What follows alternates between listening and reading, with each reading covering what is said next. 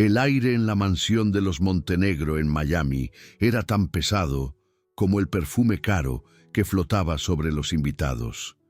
Afuera, el calor húmedo de Florida abrazaba la noche, pero adentro el ambiente era glacial.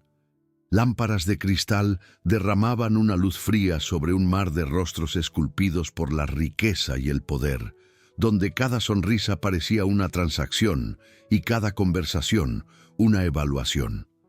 Era el evento benéfico anual de Montenegro Music, un espectáculo de filantropía performática donde el verdadero objetivo era la exhibición de estatus.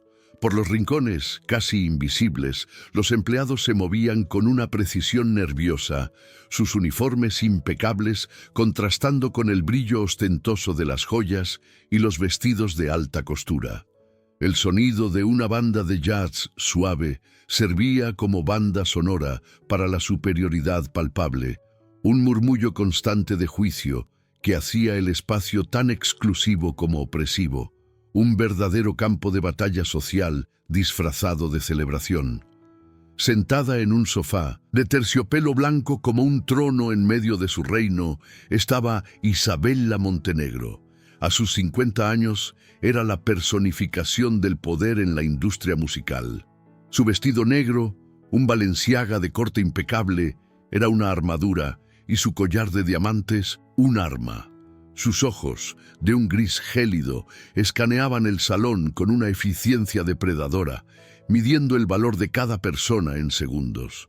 Sin embargo, detrás de la fachada de éxito inquebrantable, había una fina grieta, una amargura que el tiempo no curó, el eco de su propia voz, joven y llena de sueños, que nunca fue lo suficientemente buena para los escenarios que ella ahora controlaba.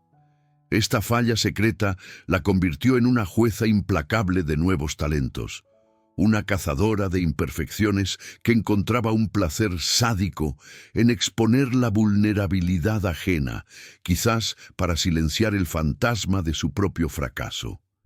El catalizador de aquella noche surgió de un rincón discreto del salón. Elena Ramírez, una joven mexicana de 20 años, con el uniforme del catering ligeramente arrugado, arreglaba una mesa de canapés. Para calmarse en medio de la tensión, tarareaba en voz baja una canción de cuna de su tierra, una melodía que su abuela le había enseñado. Fue suficiente. Un magnate del petróleo, aburrido y con la crueldad afilada por el champán, oyó el sonido. Con una sonrisa de desdén, se volvió hacia el círculo de Isabela. «Parece que tenemos una cantante de cocina entre nosotros», dijo en voz alta. La humillación fue instantánea. Isabela, viendo la oportunidad de un entretenimiento cruel, se levantó. Su sonrisa era una máscara de falsa amabilidad. «Querida», dijo ella con la voz goteando veneno, «no seas tímida. El escenario es todo tuyo». No era una invitación, era una orden, una sentencia. El salón se sumió en un silencio denso y expectante. Todas las miradas, antes dispersas, ahora se enfocaban como reflectores en la frágil figura de Elena, acorralada entre una bandeja de plata y el peso abrumador de la burla. El rostro de la joven estaba pálido y sus grandes ojos castaños se llenaron de lágrimas que luchaba por contener. El zumbido del aire acondicionado parecía un grito y el escenario de jazz, antes un punto de elegancia, ahora parecía un cadalso. Isabela permaneció de pie, con los brazos cruzados, la expresión de una emperatriz romana a punto de dar la señal para los leones. La tensión era insoportable, un momento congelado en el tiempo donde la dignidad de una persona estaba a punto de ser públicamente destrozada para el divertimento de otros. La historia de Elena e Isabela estaba a punto de colisionar y el impacto lo cambiaría todo. ¿Te gustó este inicio emocionante? Suscríbete al canal para no perderte el desenlace de esta historia y comenta aquí desde qué ciudad nos estás viendo. Paralizada, Elena sintió que el mundo se encogía hasta reducirse al brillo cruel en los ojos de Isabela. Las palabras El escenario es todo tuyo, resonaron en su mente, no como una invitación, sino como el sonido de una guillotina preparándose. El miedo era una presencia física, un nudo helado en su estómago y una presión aplastante en su pecho que le robaba el aliento. Sacudió la cabeza en una negación casi imperceptible, un gesto de puro pavor. Sus manos, que antes arreglaban la mesa con agilidad, ahora temblaban incontrolablemente a los lados de su cuerpo. Podía sentir cientos de miradas perforando su piel, diseccionando su postura humilde, su uniforme barato, su existencia en aquel lugar al que claramente no pertenecía. Negarse parecía imposible, aceptar era una pesadilla. En su mente, una única súplica se formaba. Por favor, no. La humillación ya estaba completa, y la tortura apenas había comenzado. Fue entonces cuando oyó, por encima del pesado silencio, el sonido de risas ahogadas. Provenían del círculo de Isabela, un sonido de escarnio que la hirió más que cualquier grito. Aquella risa se burlaba no solo de ella, sino de todo lo que era, su origen, su trabajo, su sueño secreto. En un instante, el rostro de su abuela surgió en su memoria, los ojos amables y las manos arrugadas sosteniendo las suyas mientras decía: «Tu voz es un don, mija. Nunca dejes que nadie te haga sentir vergüenza de él». Instintivamente, su mano fue al pequeño medallón de plata que llevaba bajo el uniforme, el metal frío contra su piel caliente. Aquel objeto era un vínculo con su hogar, con el amor incondicional, con la única persona que siempre creyó en ella. El dolor de la burla se transformó en una llama de desafío. No cantaría para ellos, cantaría para su abuela.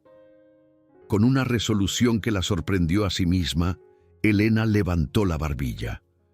Sus ojos, todavía llorosos, se encontraron con los de Isabela, pero ahora no solo había miedo en ellos, había una dignidad herida. Dio un paso adelante y luego otro, iniciando la larga caminata hacia el pequeño escenario. Cada paso era una batalla, sus zapatos de trabajo de suela de goma haciendo un sonido casi inaudible en el suelo de 1900. Mármol pulido. El silencio en el salón cambió de tono, la burla dando paso a una curiosidad perpleja. Nadie esperaba que aceptara. Al subir los 2 escalones, la luz del reflector la envolvió, destacando su uniforme sencillo contra el fondo oscuro y los caros instrumentos de la banda de jazz. Era un peón en un tablero de ajedrez de lujo, pero estaba a punto de hacer su propio movimiento. De pie en el centro del escenario, Elena no miró a nadie. En lugar de eso, cerró los ojos. Aisló del mar de rostros hostiles y la transportó a otro lugar. Se imaginó no en Miami, sino en los campos de maíz de Oaxaca, con el sol cálido en su rostro y el olor a tierra húmeda en el aire.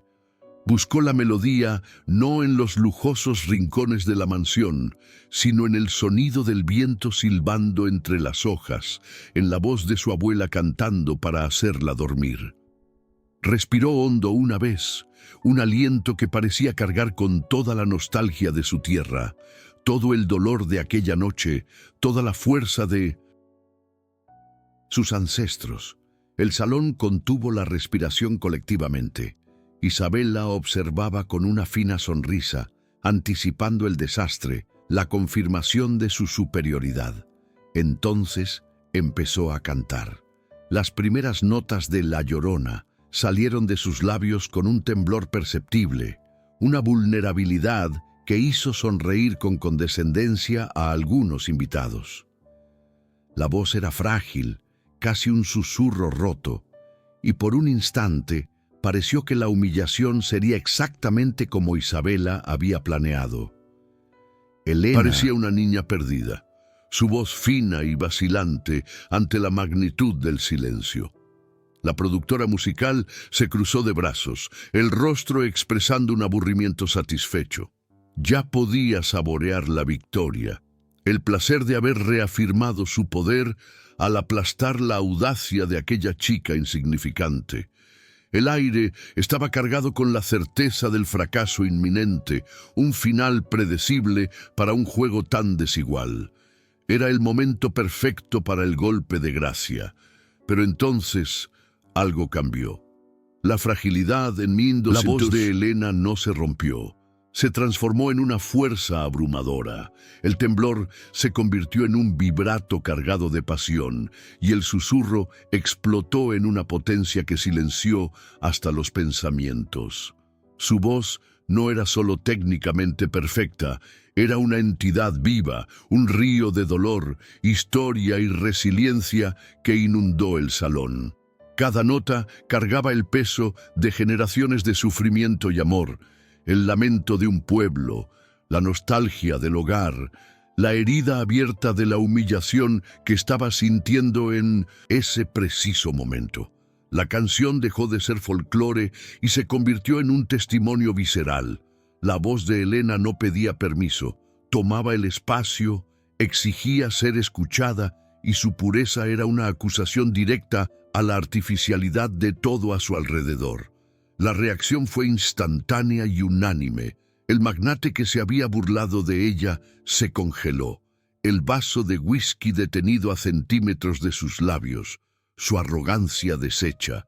Socialités que antes cuchicheaban, ahora miraban al escenario con la boca entreabierta, sus ojos brillando con lágrimas que no entendían. Un músico de jazz mayor que estaba en un rincón del escenario cerró los ojos, moviendo la cabeza lentamente en un gesto de profundo respeto. La atmósfera de superioridad se evaporó, reemplazada por una reverencia atónita. Aquella cantante de cocina no estaba solo cantando una canción, estaba exponiendo el alma humana en su forma más cruda y hermosa, y ante aquella verdad, el dinero, el estatus y el poder que llenaban aquel salón se revelaron completamente vacíos e impotentes. Sin embargo, para nadie el impacto fue tan profundo como para Isabela. Su sonrisa de escarnio no solo desapareció, se hizo añicos, dejando tras de sí una máscara de shock absoluto. Sus ojos grises, normalmente tan calculadores, estaban desorbitados, fijos en Elena. Cada nota pura y llena de dolor era como un golpe físico, derribando las murallas que había construido alrededor de su corazón durante décadas. Aquella voz, aquella autenticidad, era lo que ella había buscado en su propia juventud, lo que había intentado forzar, fabricar, pero nunca consiguió alcanzar.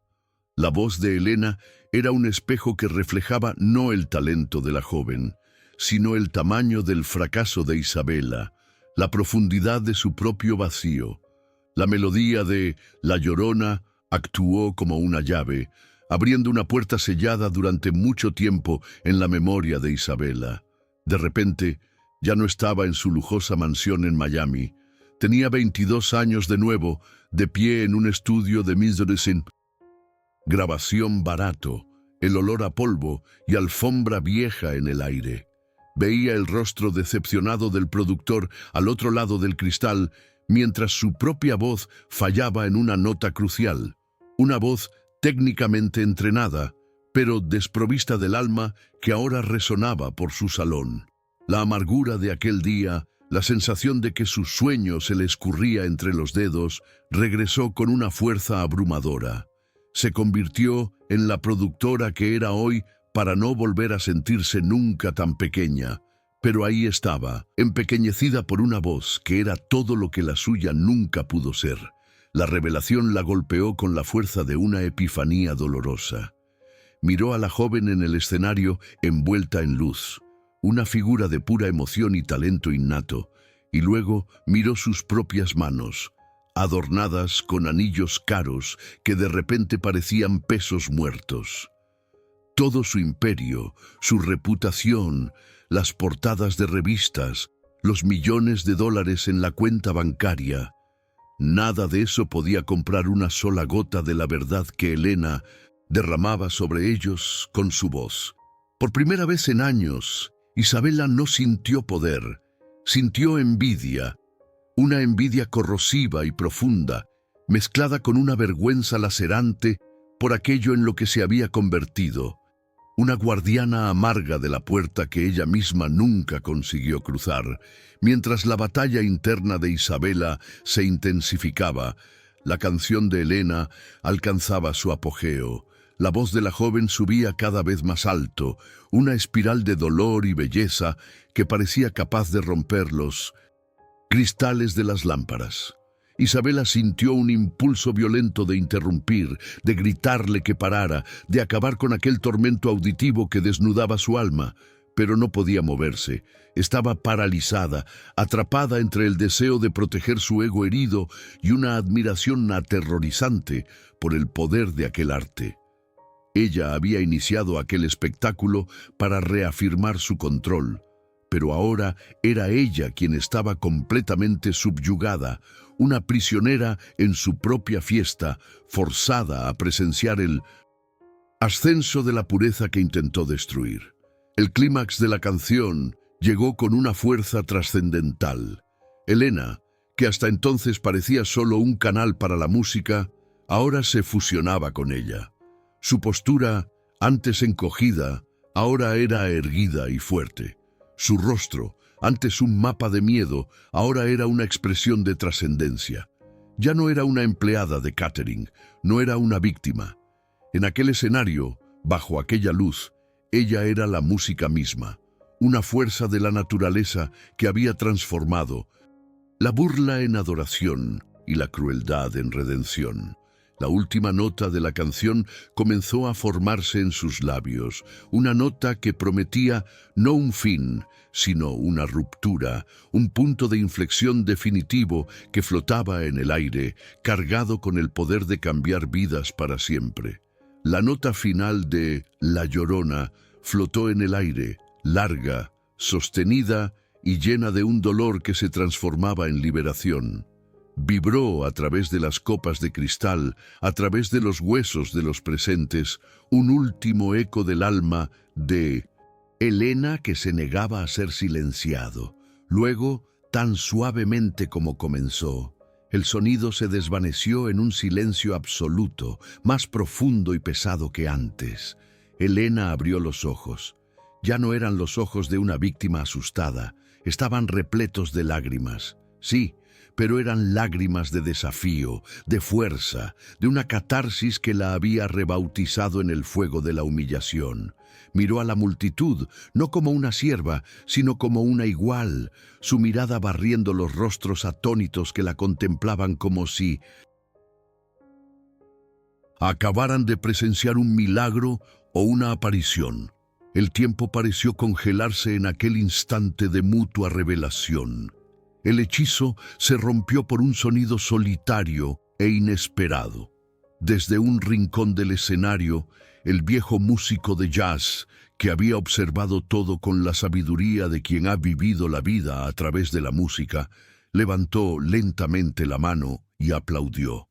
Fue un aplauso único, rítmico y deliberado, un gesto de un artista a otro, un sello de aprobación que valía más que toda la riqueza del salón.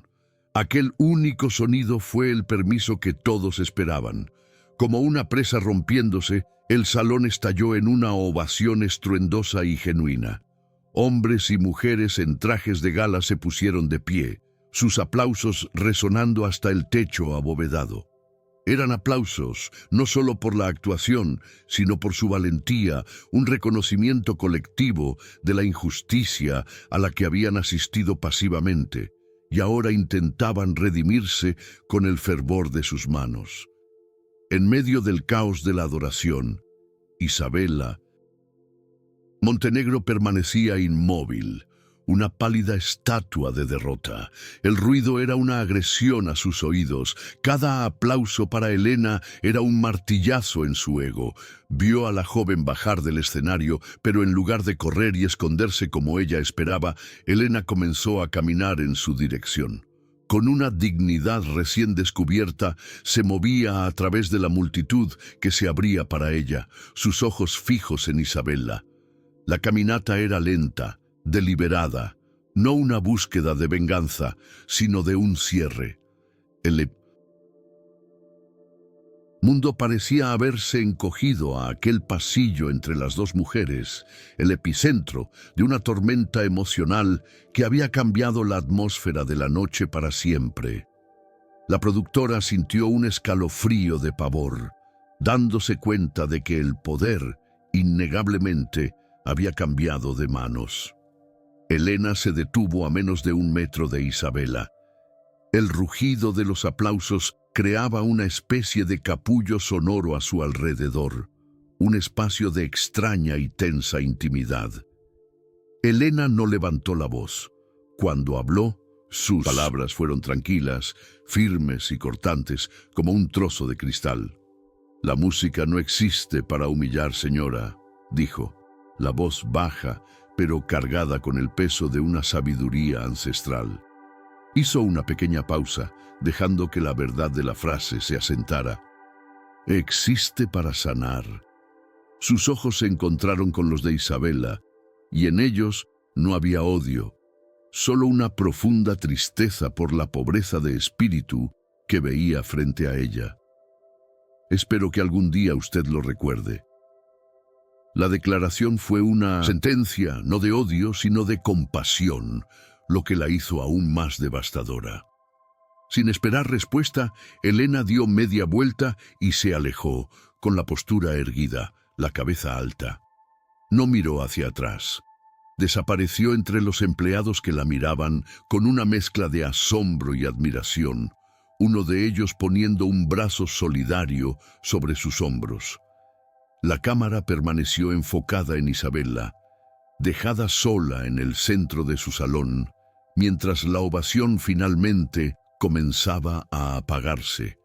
El silencio que siguió fue el sonido de su derrota pública y privada. En un gran espejo ornamentado en la pared, su reflejo la miraba. Una mujer poderosa, vestida de éxito, pero con el rostro de alguien cuya alma acababa de ser completamente expuesta y derrotada, no por la joven, sino por el poder de la verdad que intentó aplastar. ¿Te está gustando esta historia? Deja un like y suscríbete al canal. Ahora continuamos con el vídeo. Lo que sucede en una mansión de lujo rara vez permanece en secreto en la era digital. Un video tembloroso, grabado con el móvil de un empleado que se escondió detrás de una columna, capturó todo el episodio. La orden cruel de Isabella, el miedo de Elena y la actuación que silenció al mundo. En menos de 24 horas, el clip se convirtió en un huracán viral. Con títulos como «Humillada por ser pobre, ella dio una lección con su voz». La historia de Elena explotó en YouTube, TikTok y Twitter, acumulando más de 50 millones de visualizaciones. La sección de comentarios se convirtió en un mural global de apoyo, con personas compartiendo sus propias historias de superación. En contrapartida, la imagen de Isabella Montenegro fue públicamente destrozada. Marcas se distanciaron, artistas cancelaron contratos y la prensa, antes tan complaciente, ahora la pintaba como un símbolo de la arrogancia elitista, forzándola a un silencio humillante y a un retiro de la vida pública.